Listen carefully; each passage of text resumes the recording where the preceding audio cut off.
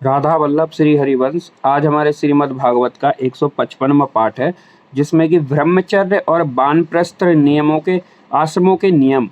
नारद जी कहते हैं, धर्मराज, गुरुकुल में निवास करने वाला ब्रह्मचारी अपनी इंद्रियों को बस में रखकर दास के समान अपने को छोटा माने, गुरुदेव के चरणों में सुदृढ़ अनुराग रखे और उनके हित के लिए कार्य करता रहे। सायंकाल और प्रातःकाल गुरु, अग्नि, सूर्य और श्रेष्ठ देवताओं की उपासना करे और मौन होकर एकाग्रता से गायत्री का जप करता हुआ दोनों समय की संध्या करे। गुरु जी जब बुलावे तभी पूर्णतया अनुशासन में रहकर उनसे वेदों का स्वाध्याय करे। पाठ के प्रारंभ और अंत में उनके चरणों में सिर टेककर प्रणाम करें।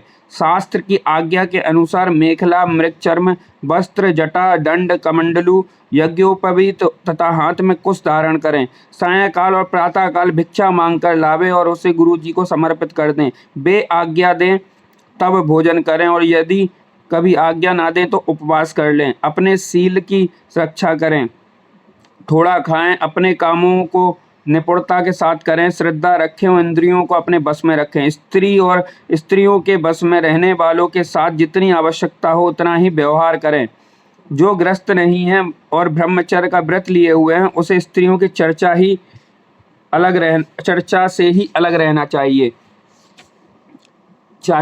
इंद्रियां बड़ी बलवान है, ये प्रयत्न पूर्वक साधन करने वालों को मन को भी क्षुब्ध करके खींच लेती हैं।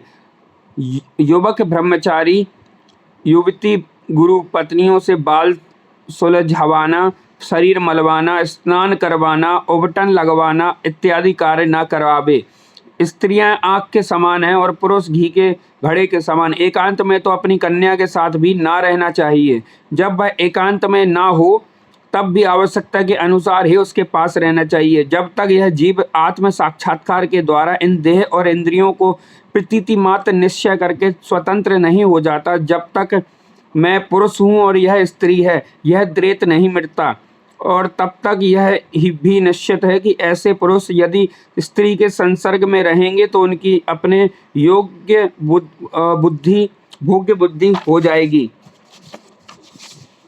ये सब शील रक्षादि गुण गृहस्थ के लिए, सन्यासी के लिए बेहद हैं। गृहस्थ के लिए गुरुकुल में रहकर गुरु की सेवा शुश्रूषा वैकल्पिक है, क्योंकि ऋतुगमन के कारण उसे वहां से अलग भी होना पड़ता है। जो ब्रह्मचर्य का व्रत धारण करें उन्हें चाहिए कि वे सुरमा या तेल ना लगावें, उबटन ना मले, स्त्रियों के चित्र ना बनावे, मांस और मग से भी संबंध ना रखें, फूलों के हार, इत्र, फुलेल, चंदन और आभूषण का त्याग कर दें।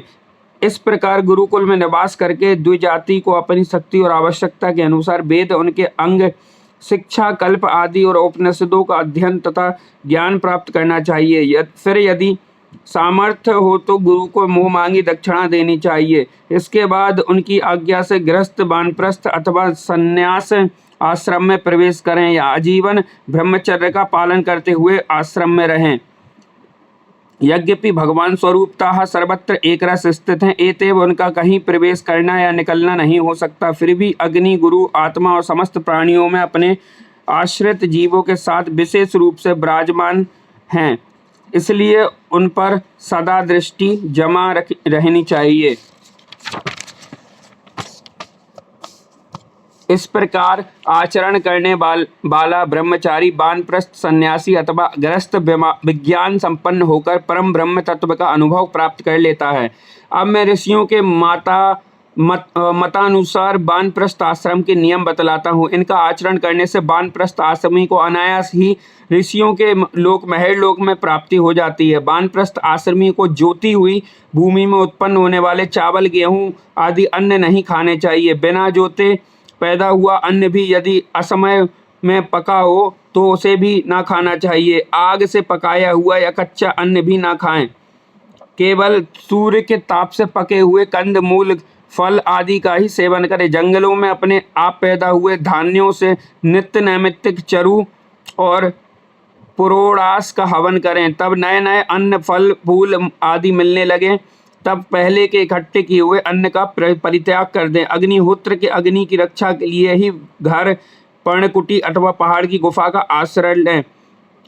स्वहा शीत, वायु, अग्नि, वर्षा और घाम को सहन करें। सिर पर जटा धारण करें और केस, रोम, नख, दाढ़ी, मूछ ना कटवावें तथा मैल को भी शरीर से अलग ना करें। कमंडलू, मृगचर्म, दंड, बलकल, वस्त्र और अग्निहोत्र की सामग्रियों को अपने पास रखें।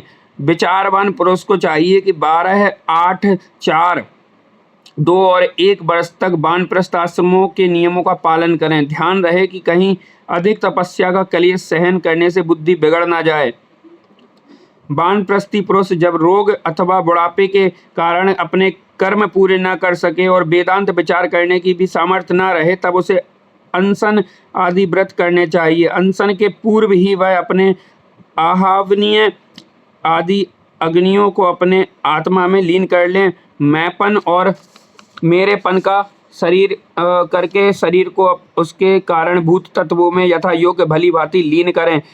जितेंद्रिय पुरुष अपने शरीर के छिद्रकाशों को आकाश में, प्राणों को वायु में, गर्मी को अग्नि में, रक्त, कफ, पीप आदि जलीय तत्वों को जल में और हड्डी आदि ठोस वस्तुओं को पृथ्वी में लीन करें। इसी प्रकार वाणी और उसके कर्म भाषण को उसके अधिष्ठात्र देवता अग्नि में, हाथ और उसके द्वारा होने वाले कला कौशल को इंद्रियों में, और चरण और उसकी गति काल स्वरूप विष्णु में, रति और उपस्थ को प्रजापति में, एवं वायु एवं पायु और मलोत्सर्ग उनके आश्रय के अनुसार मृत्यु में लीन कर दें। स्रोत और उसके द्वारा सुने जाने वाले शब्द को दिशाओं में, स्पर्श और त्वचा को वायु में, नेत्र सहित रूप को ज्योति में, मधुर आदि रस के सहित रसेंद्रियों को जल में, और युधिष्ठिर घ्राणेन्द्रिय एवं उसके द्वारा सूंघे जाने वाले गंध को पृथ्वी में लीन कर दें।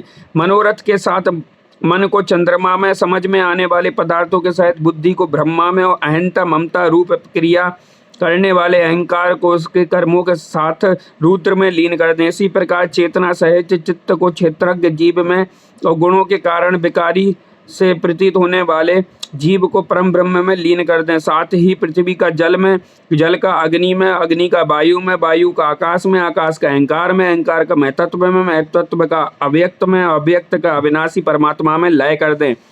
इस प्रकार अविनाशी परमात्मा के रूप में अवशिष्ट जो चिदस्तु है वह आत्मा है और वह मैं हूँ, यह जानकर अद्वितीय भाव में स्थित हो जाए। जैसे अपने आश्रय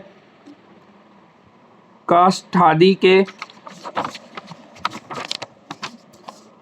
भस्म को हो जाने पर अग्नि शांत होकर अपने स्वरूप में स्थित हो जाता है, वैसे ही वह भी उपरत हो जाए। श्री कृष्णाम चरण अस्तु। अगला पाठ यति धर्म का निरूपण और अवधूत प्रहलाद संवाद।